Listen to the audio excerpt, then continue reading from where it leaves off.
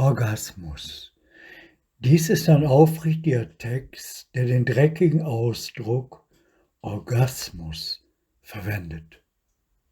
Wieso eigentlich? Das ist einfach so, wenn wir diesen Ausdruck benutzen. Es hat den Hauch von einem Verbotensein.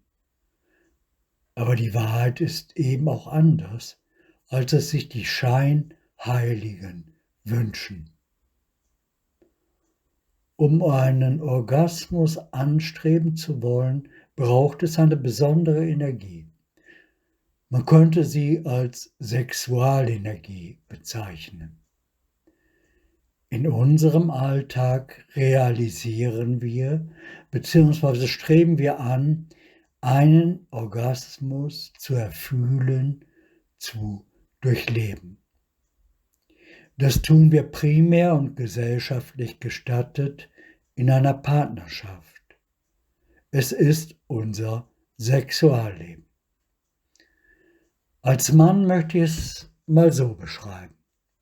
Ungeachtet der Frage Partnerschaft oder nicht, haben wir Männer diesen Sexualtrieb. Wer eine ausgeglichene Partnerschaft auch in dieser Hinsicht erlebt, hat Glück gehabt. Wer solo ist, aber trotzdem diesen Trieb in sich spürt, der von Tag zu Tag stärker wird, ergreift irgendwann eine Notlösung, das ist die Selbstbefriedigung. Das will man nicht hören, das will man nicht sagen, das will man nicht wissen, dennoch existiert es.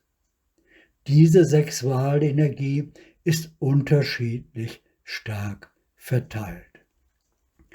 Es mag sein, dass jemand sie kaum fühlt und ein ganzes Jahr ohne Orgasmus leben kann.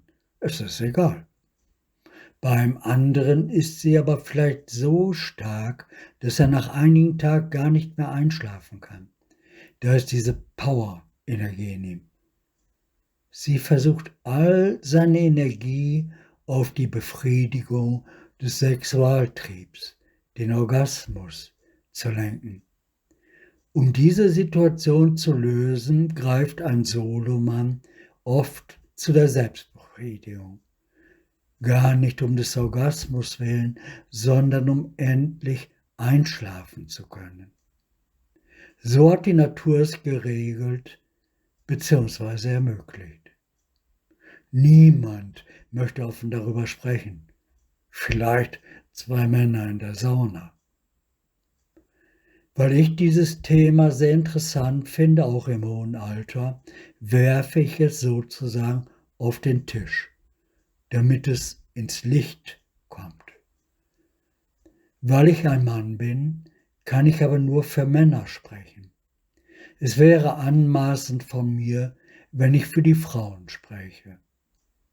Aber es wäre schön und aufrichtig, wenn sich hier auch Frauen zu dem Thema äußern würden. Vermutlich bliebe dann dem einen oder anderen Mann die Spucke weg. Viel Spaß bei der Aufrichtigkeit. Vor Tausenden von Jahren gab es diese Thematik nicht, weil man noch nicht so entwickelt und mutig war, dass man sie als gesellschaftlich relevant empfand. Was ich sehr, sehr selten tue, habe ich jetzt getan. Ich habe diesen Text abgelesen von dem, was ich geschrieben habe, was eigentlich nicht meine Art ist. Eigentlich spreche ich einfach ganz frei.